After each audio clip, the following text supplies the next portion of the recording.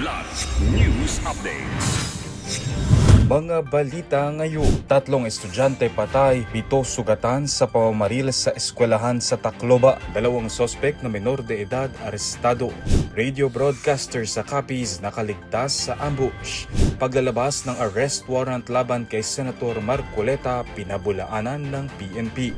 Ako po si Cesar Soriano para ihatid ang mga nangunang balita sa buong kapuluan ngayon. Sensitibong balita, 3 katao ang nasawi at 7 iba pa ang nasugatan sa insidente ng pamamaril sa San Jose National High School sa barangay San Jose, Tacloban City, Lunes ng umaga. Ayon sa pulisya, bandang alas 9 ng umaga nang umalingaw-ngaw ang sunod-sunod na putok ng baril sa loob ng paaralan. Pawang mga estudyante ang biktima ng pamamaril. 3 ang kumpirmadong nasawi habang 5 sugatan ang agad na isinugod sa ospital.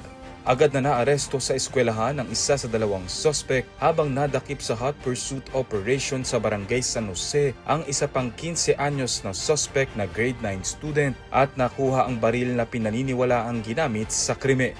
Lumalabas sa paunang investigasyon ng Tacloban City Police Office na pambubuli umano sa mga sospek ang motibo sa krimen.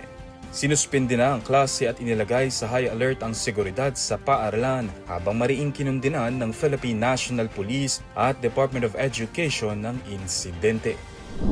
Nakaligtas sa tangkang pagpaslang ang radio broadcaster na si Jay Lavapiez matapos tambangan at pagbabarilin ng 2 hindi pa nakikilalang sospek na sakay ng motorsiklo sa barangay Cagay, Roas City, Capiz nitong Lunes ng umaga.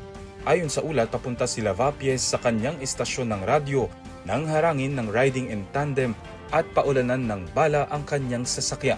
4 na basyo ng bala ang narecover ng mga otoridad sa pinangyarihan ng insidente.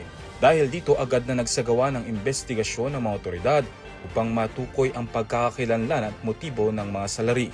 Mariing kinundinahan ng Presidential Task Force on Media Security o PTFOMS ang naturang pag-atake at nanawagan ng mas mahigpit na proteksyon para sa mga mamamahaya.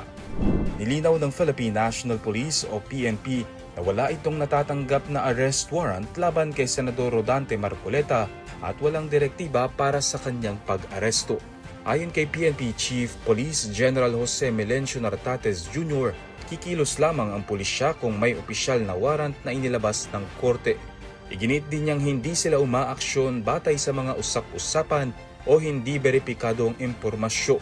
Nauna nang ibinunyag ni Marcoleta na nakatanggap siya ng impormasyon na maaaring maglabas ng warrant laban sa kanya kaugnay ng reklamong plunder at indirect bribery dahil umano sa hindi tamang pagdedeklara ng natanggap na campaign funds. Sinabi ng senador na kung sakaling arestuhin siya, hindi siya manlalaban at kusang sasama sa mga otoridad.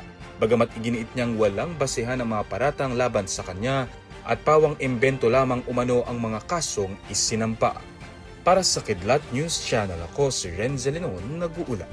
Ako po si Cesar Soriano, kasama nyo sa bawat pagputok ng balita.